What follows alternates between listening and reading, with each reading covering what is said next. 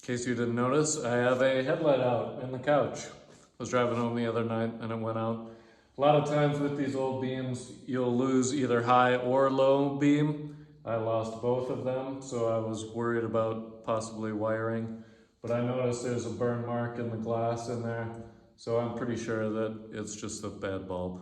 I figured while I was at it doing electrical work, there was an issue when I first got the car with some of the wires, some of the old cloth wire insulation had come undone, and unfortunately the wires got burned. I caught it in time, but there was almost a pretty serious electrical problem. And I started to take it apart to redo the wiring and then never put it back together. So might as well do that right now as well. One of the wires that I took apart was for the horn relay, and the horns never worked after that. So I'm hoping that after tonight we'll be able to not only have both headlights, but also be able to hear the horns. Let's take a look.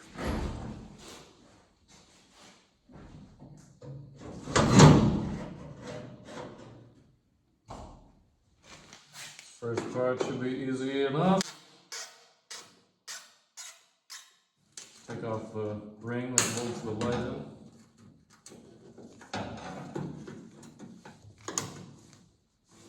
Nope, maybe it's coming. There it goes. Just a little bit of gravel. No big deal. Gravel and sand. Almost like I drive the stone dirt roads all the time. Oh, it's all packed up in there.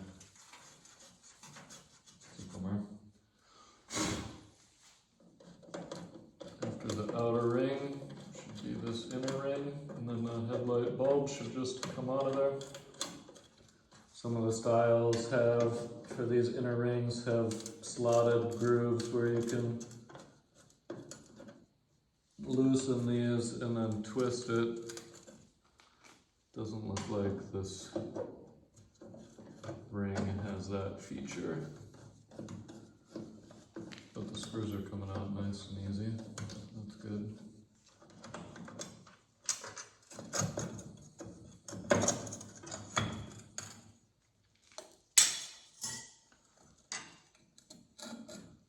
There's the bulb.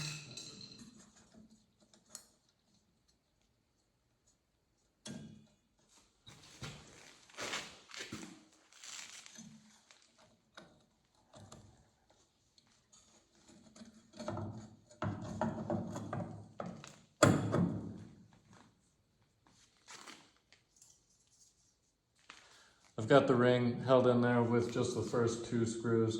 I'm going to test it to make sure that it works, make sure that we're not getting further into the wiring before I go too far.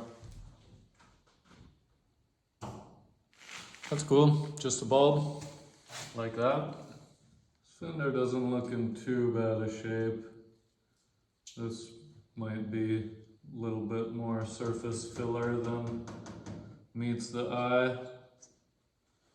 So we might need to get into that in the future if our sheet metal repairs happen soon.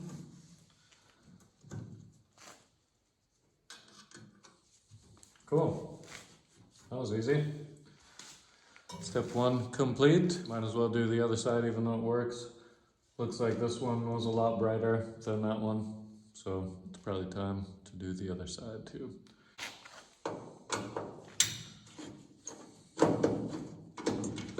Outer ring is slightly different design than the other one.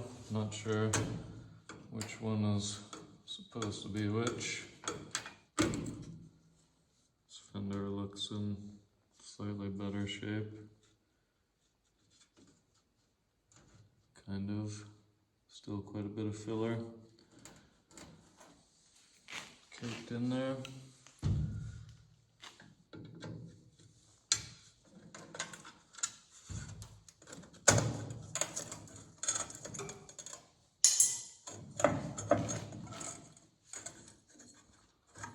A lot less sand around this one.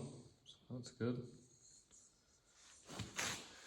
Okay, so this bulb works, so that will go in a box for a potential spare in case I happen to be down a headlight again. Keep ones that work even if they're dull, because a dull headlight is better than no headlight at all. And it's not always easy to get a replacement bulb in short order over here on the island.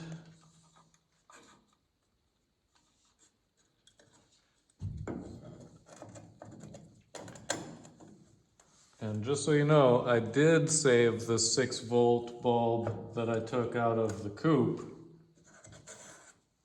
but that has a bad filament. I'm assuming low beam, might have been high beam, I don't know. Okay, I'll just hold it in place with those two while we go test it.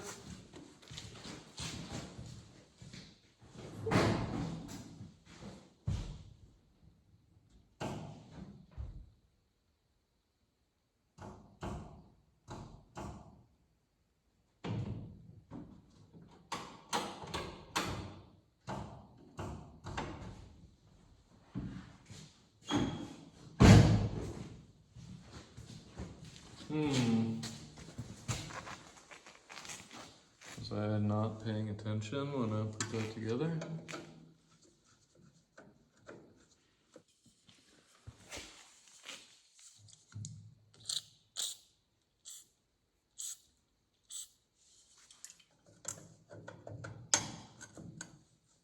Okay, testing round 2.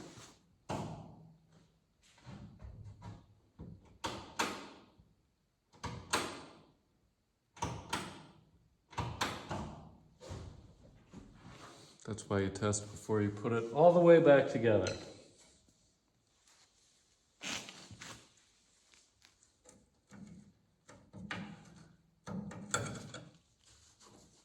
Cool. There we go. Headlights replaced. Now we'll move to the horn relay, and these marker lights were the other things. The wires going down to these marker lights do not look like they are in the same shape as the ones that go to the back of the headlights. So I'm probably going to end up replacing those wires. They don't go too far, just from the marker lights, the turn signal lights, over to a junction block on the other side. There you go, as promised.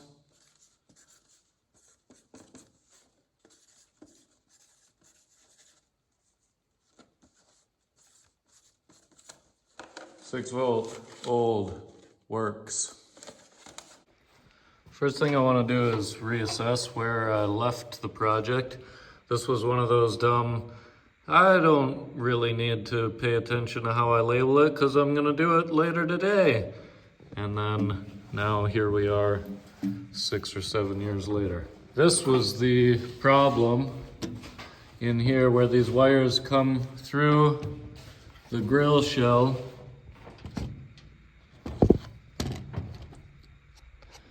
I was driving home one day and all of a sudden I lost the headlights and I was driving into the driveway and I thought, oh, that's weird.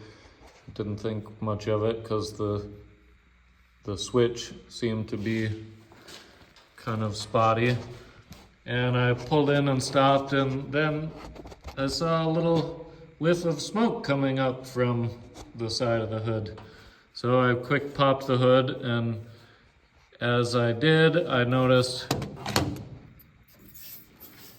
the smoke was coming from this stack of wires. So I quickly pulled off the battery cable so it wasn't getting power to the battery.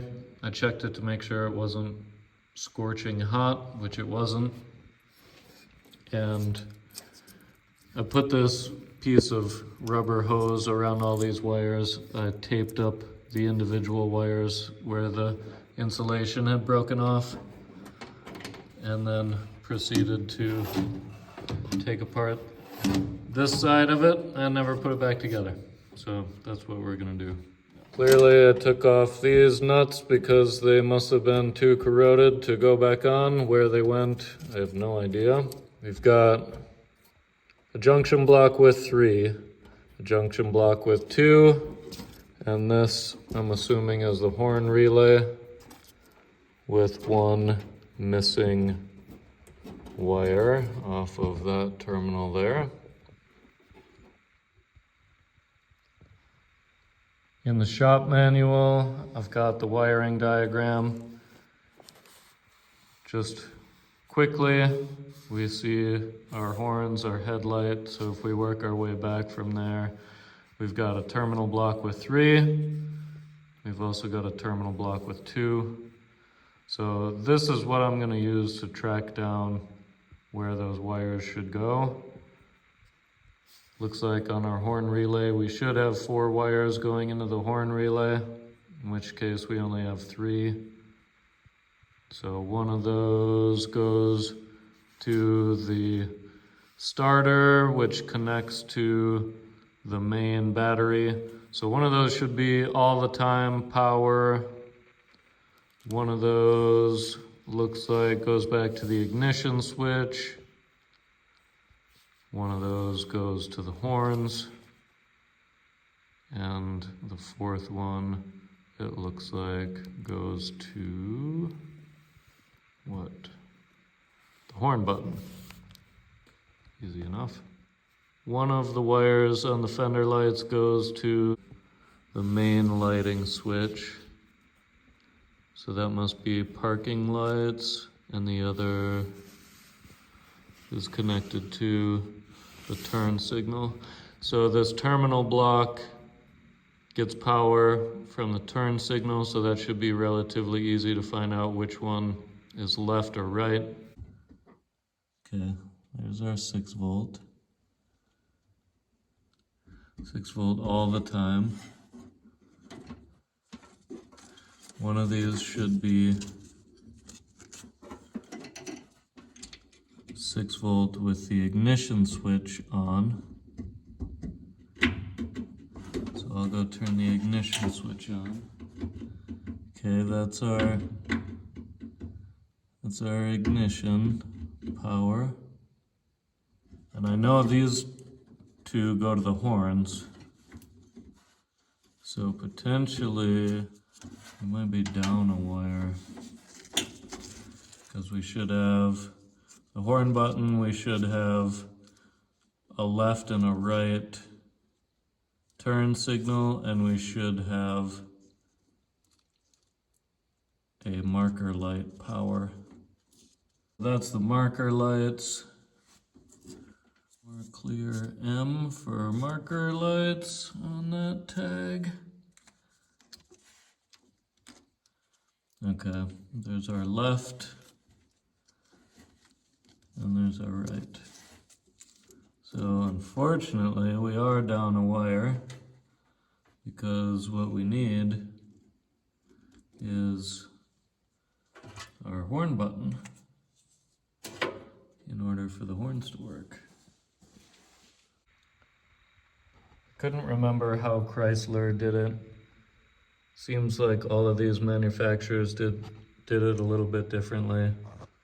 Down at the bottom of the steering box, if we use a mirror, that's the hole where would be in the center of the tube of the steering box, and that's probably where that wire for the horn button should come out of. I'm gonna open up the horn ring and see if I can't find how to send a wire down there.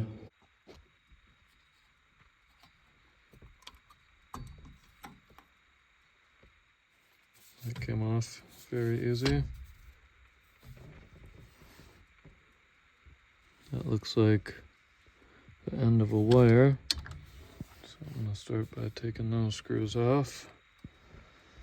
Seeing where we go from there. I'm going to hold this with both hands as I take it apart in case it's spring loaded somehow. So I'm going to have to set this camera down. Those are some of the longest screws that I've seen. They must have done that to make it so that they would grab, and then you could evenly compress the spring.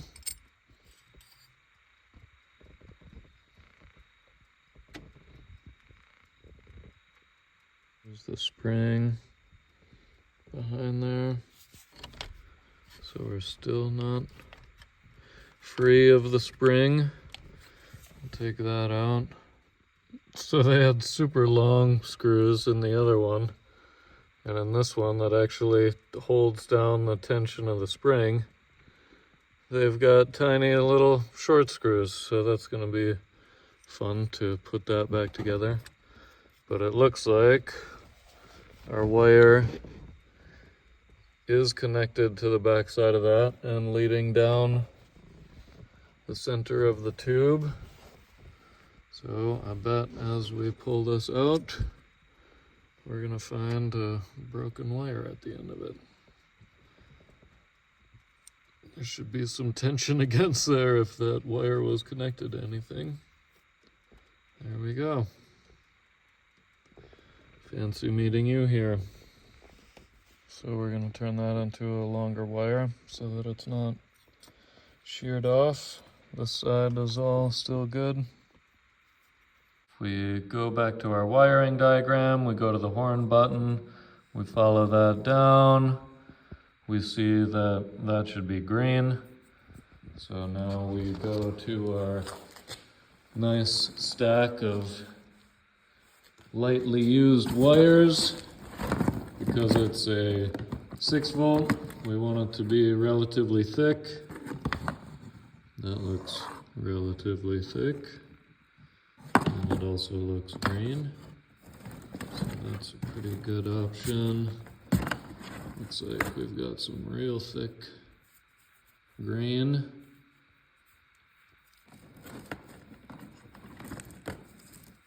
And some not quite as thick green. We've got some good options there. This one was not long enough, and it was also not as thick as what came out of there.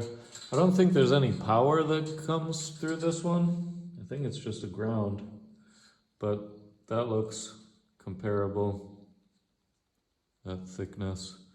So we'll use the nice thick green wire.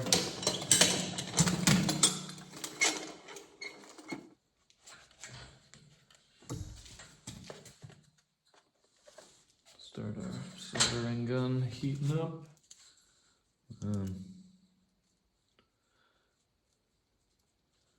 It's nasty. For measurement's sake, we'll just say where this wire ends is at the end of the steering tube.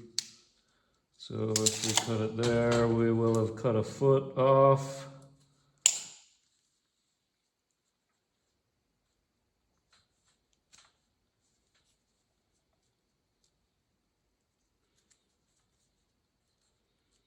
Wire's looking kind of better, question mark. How much of this wire do we have? Seems like we've got a lot. Yes, we have a lot of that. So now let's say we've cut 1.5 feet off. Okay, that's looking better.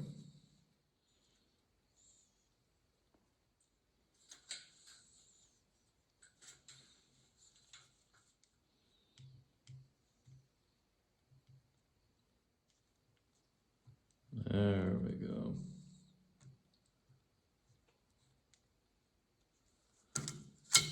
Promise I have soldered things before,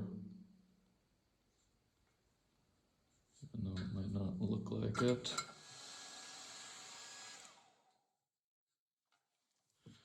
Just measured out of the bottom of that steering tube. I got about 3.5 feet, so I'll give myself 4 just to be safe. So there's 4 feet. And then I cut off at least 1.5 feet. So there's 5.5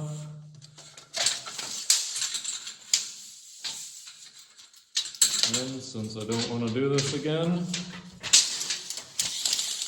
I'll even give myself an extra 6 inches and go to 6 feet.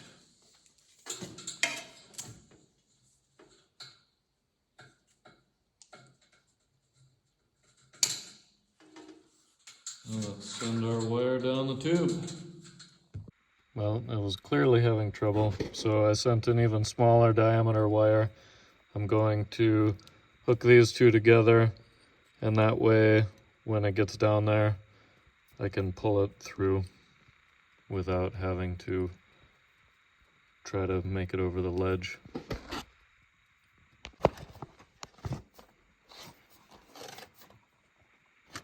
There we go. Okay, well, I can tell already that I'm gonna need both hands to compress that spring and put these tiny little screws in there. So you won't get to watch me do that, but you will see it afterwards. Okay, got it in there. If you're ever looking for an exercise to aggravate your carpal tunnel, 10 out of 10, would highly recommend. Push that spring in there and get those tiny little screws in there at the same time with your other hand. There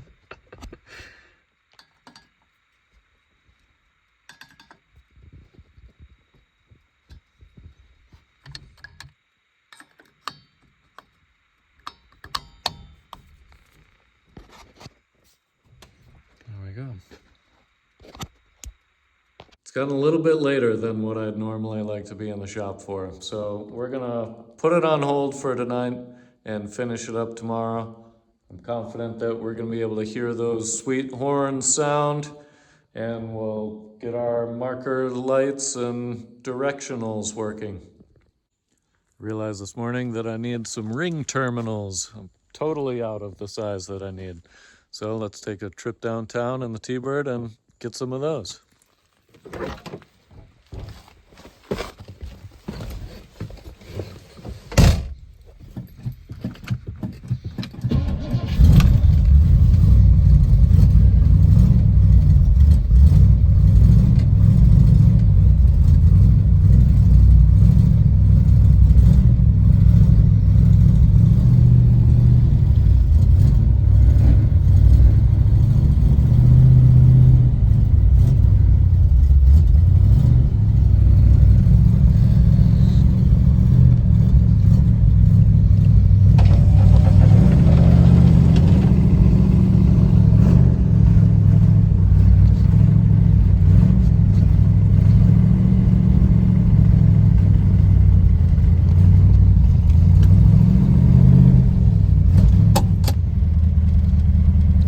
Been at it for a few minutes.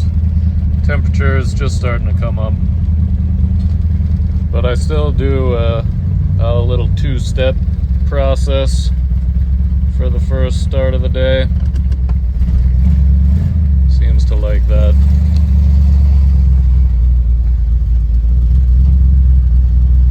I think it's that cam. Cam's just a little bit too lopey still.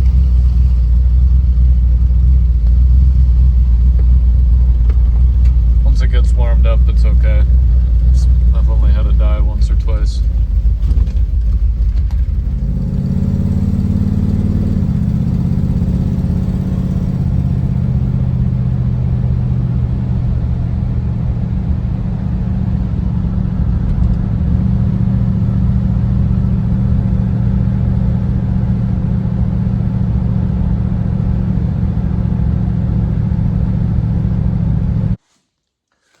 Got all our ring terminals. So the next step is to take these marker lights out and see what I need to do to get to the wires on the back of them.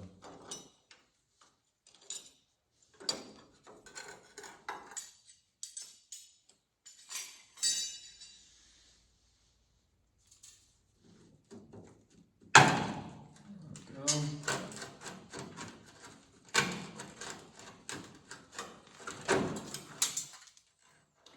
sand.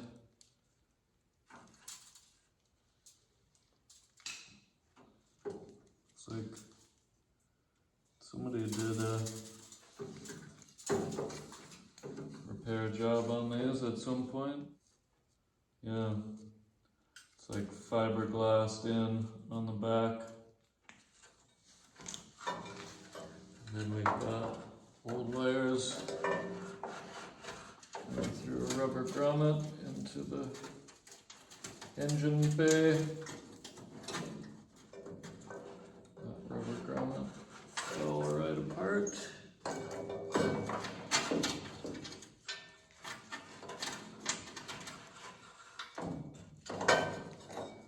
These wires look like they are for the size of a 12 volt. A 12 volt system has more volts but less amperage. 6 volt system has more amperage, less volts. Don't ask me to explain it any further than that. But that's why the wires are fatter.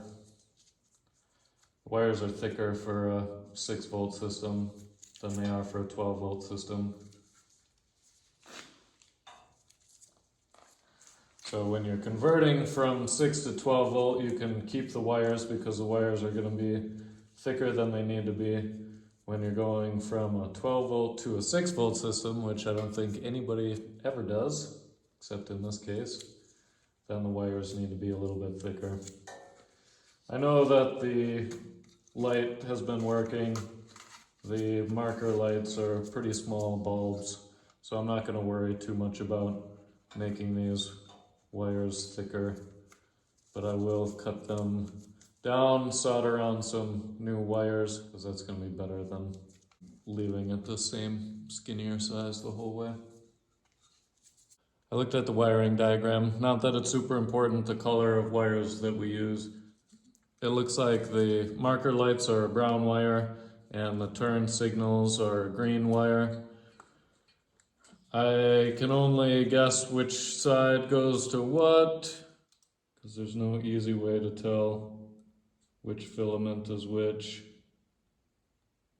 I can see I've got a burnt out filament anyways.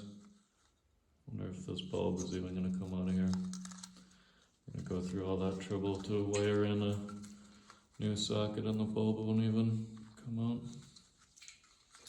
Got the glass part out first and then the bulb part out. But it looks like I can read a number 1154. So I will be able to find a 6 volt bulb.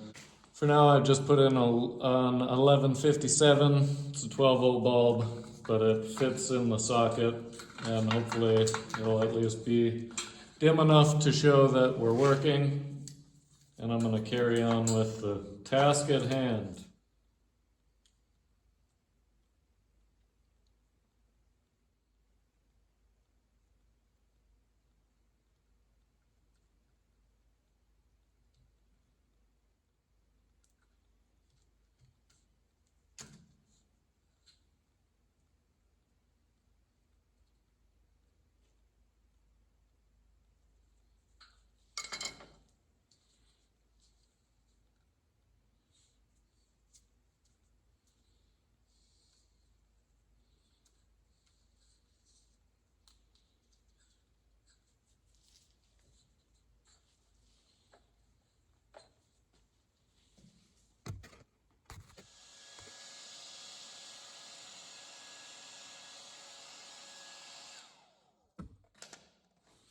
All right, we'll head back to the fender and we'll put this in and cut the wires down the sides.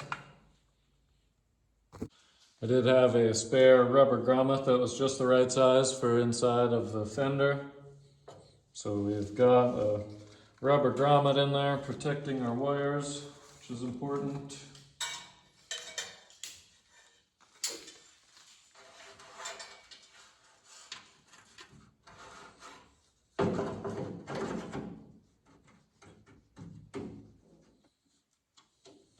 Cool. Got that one done. So yeah, those were all screws.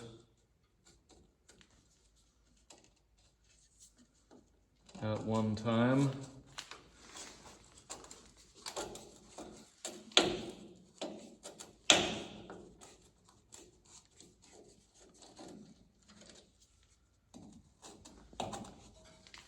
probably do myself a favor and not venture into this housing. But what would be the fun in that?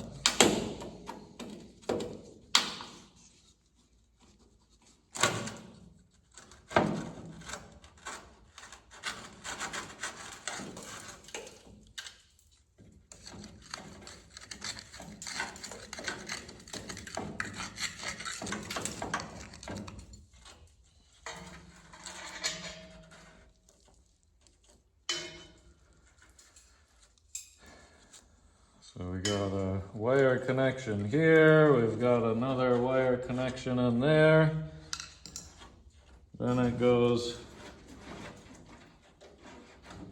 back to the old wires, and then the old wires run over there. So it's we're doing the couch a favor today, getting rid of some of this mess.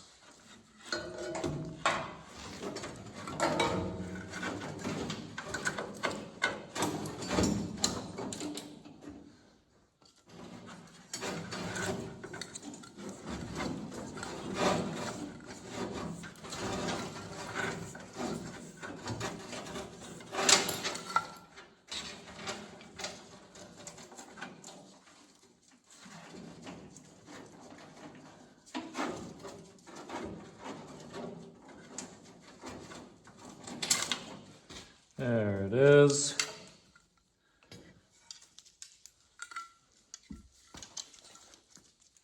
I could guess which side does what, but since the test worked so well for the last one, we're gonna test this one as well. Really reaching the bottom of the barrel in the old 1157 used bulb department. All I have is this one that appears to have been painted orange at some point.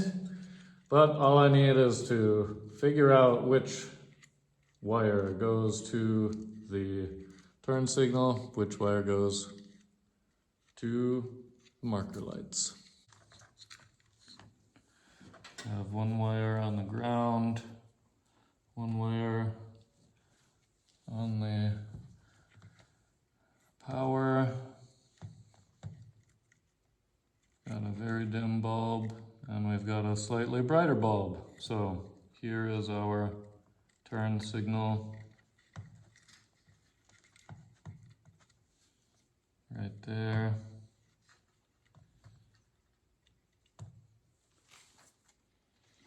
Turn signal is now flagged. Test complete.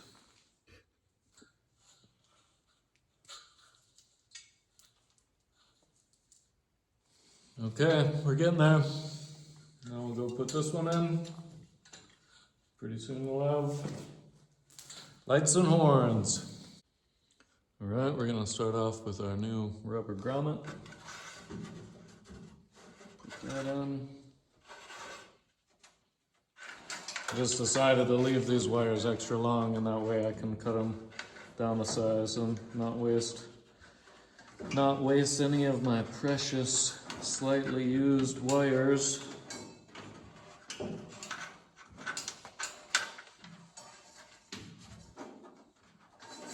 But hey, if you got a scrap yard and you're getting rid of junk cars, might as well save the things that are going to cost you money on other projects. Especially if you're on an island and you can't find parts anywhere. No, it's pretty easy for us to find parts, but certainly helps to have them on hand already. Okay, that one is good. And I'm gonna replace these two wires going up to the horns. Why, do you ask? Well, I don't know.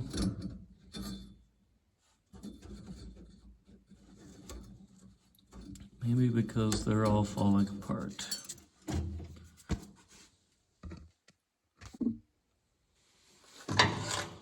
All right, and last up we have our horns.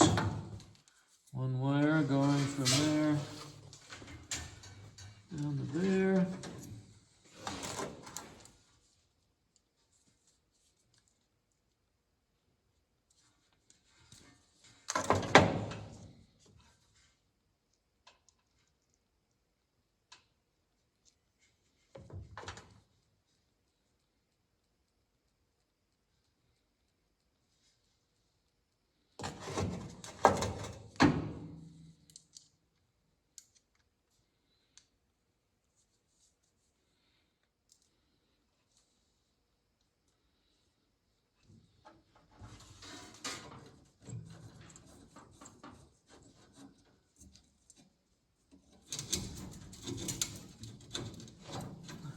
I know this is probably the most exposed wire, one of the most exposed wires, but that's making me a little bit nervous about the other wires in this car. I don't know if you can tell, but that's, we're losing insulation like nobody's business there. It's a bummer.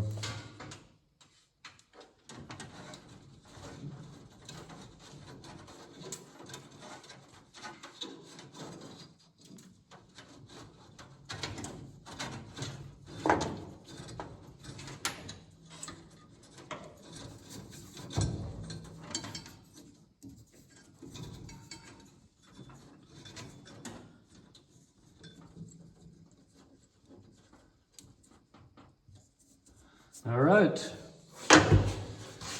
Engine bay wiring harness. Should be good to go.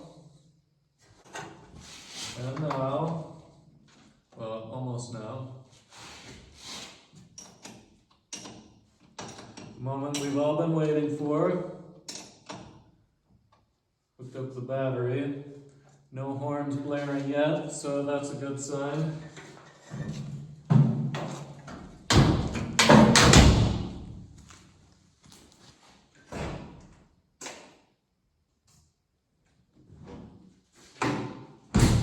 Should have marker lights.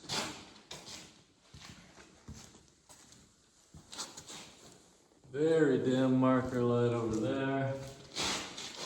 Very dim marker light over there. That'll change when we get our 6-volt bulbs in there. But they're on there. That's the important thing.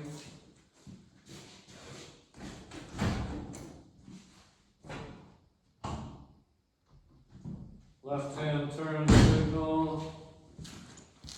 Yep. Right hand turn signal. Yep. And last but not least, listen to that.